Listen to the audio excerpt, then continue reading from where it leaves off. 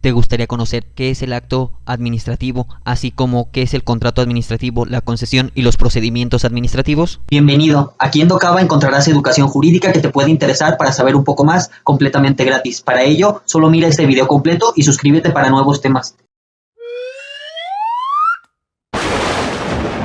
Suscríbete a Docaba.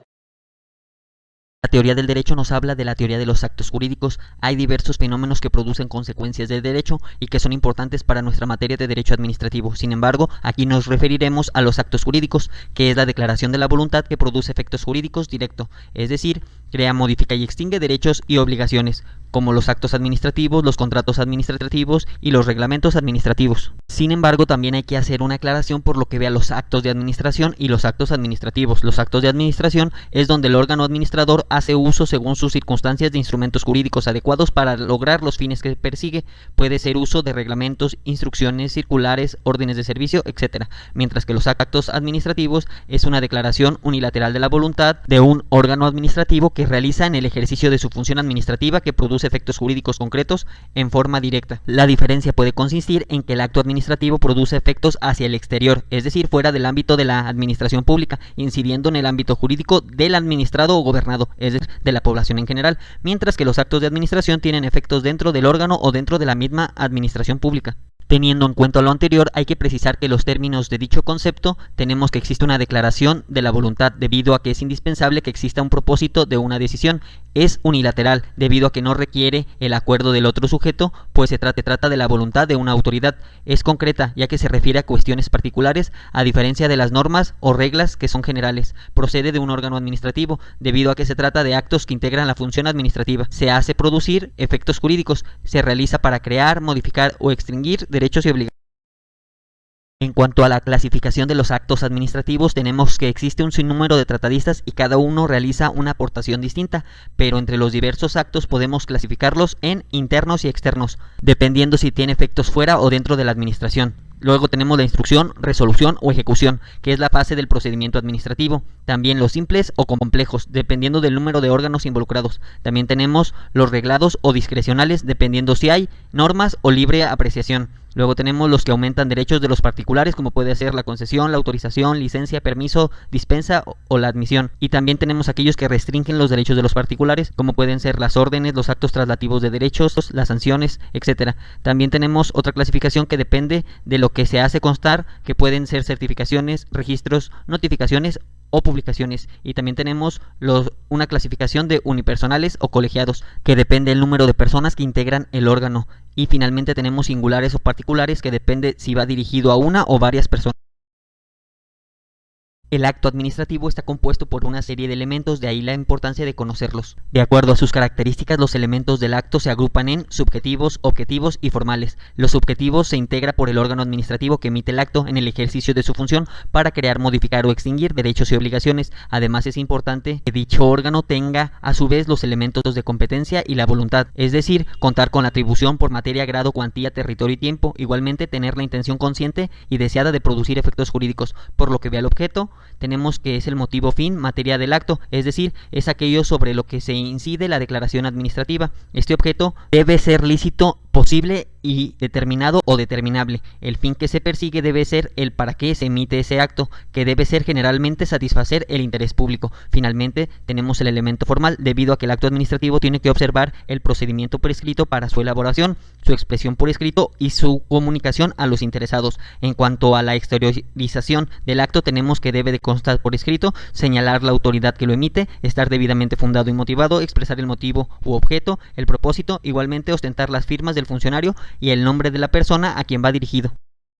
En materia administrativa se cuenta con el silencio de la administración, que se da cuando la autoridad no emite el acto, lo que produciría el estancamiento jurídico y podría quedar paralizado. Por ello se utiliza la figura jurídica para salvaguardar los intereses de los gobernados y que no se esperen eternamente el pronunciamiento de la autoridad administrativa respecto de sus pretensiones. Para esto se deja un plazo prudente para que el órgano tenga la obligación de pronunciarse o resolver. El silencio puede ser negativo, la negativa ficta, o positivo, afirmativa ficta. La negativa ficta se da cuando una vez transcurrido el tiempo para que el órgano de administración resuelva sin que lo haya realizado. Así, se presume que ha resuelto de manera adversa a los intereses de la petición, es decir, se le ha negado su petición, mientras que la afirmativa ficta se aduce que al no resolverse debe entenderse que se hizo en forma afirmativa. Esta afirmativa ficta solo procede en los casos así especificados en la ley.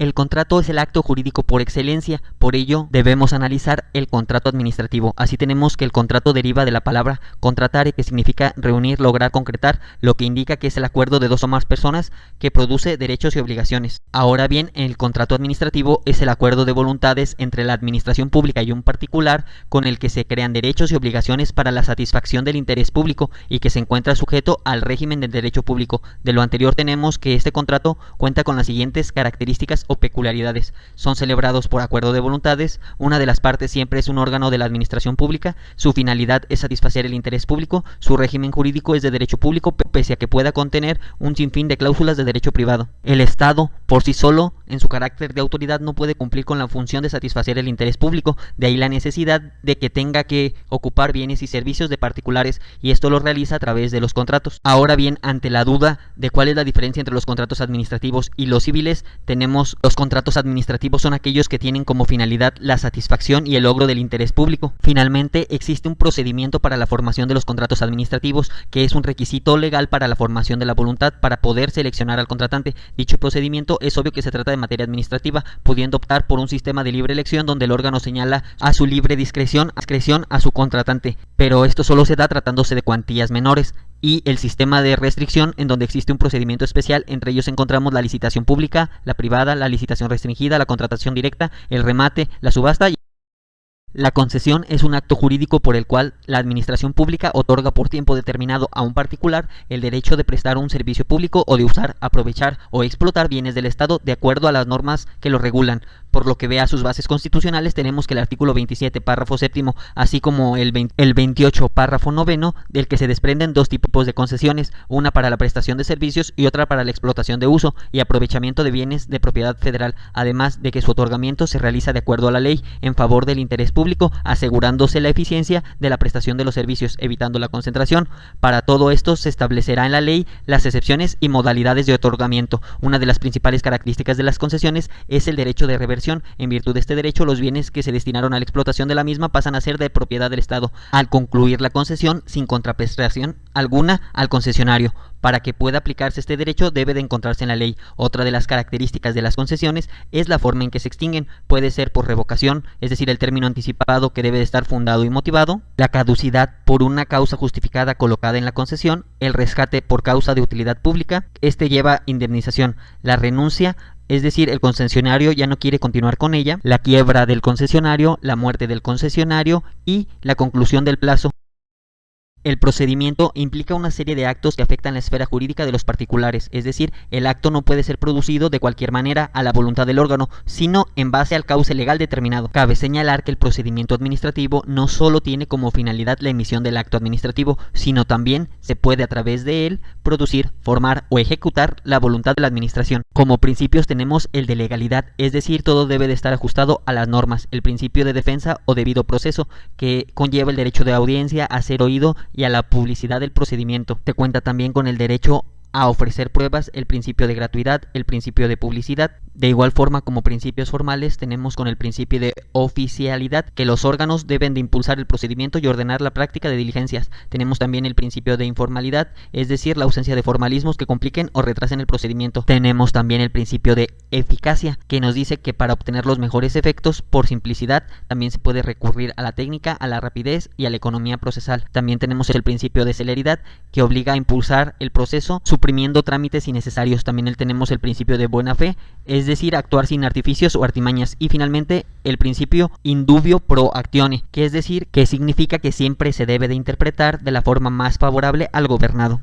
Los procedimientos administrativos consideran un conjunto de pasos o de fases. Entre ellas tenemos que constituyen actos jurídicos que son heterónomos, instrumentales, son impugnables y son sucesivos, y al ser sucesivos se pueden clasificar en iniciación, que es la apertura del acto, la instrucción, que es allegarse de la información para tomar una determinación, la decisión, que es el pronunciamiento de la autoridad sobre la solución, Y también contamos con la eficacia, que es el derecho a ser notificados y a que sea público el acto. Ahora bien, por lo que ve a los tipos de procedimientos, tenemos los siguientes: de oficio, que inicia por un impulso interno, a petición de parte, a solicitud de un gobernado por alguna queja o algún recurso o alguna petición. De oposición, si hay inconformidades en las instancias. De ejecución, que tienden a hacer efectiva una decisión administrativa cuando no es atendida voluntariamente. Revisor, en donde se requiere un acto previo y tiende a nulificarlo, modificarlo o confirmar el acto que ya se realizó. Y también el sancionador, que produce en el ejercicio de la potestad sancionadora por el incumplimiento de obligaciones.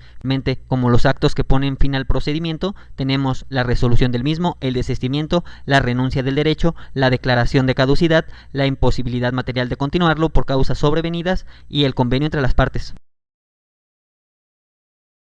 Te dejo aquí el siguiente video donde continuamos los estudios del derecho administrativo, sus conceptos, materias con las que se relaciona y qué es un servidor público. Por su atención, muchas gracias.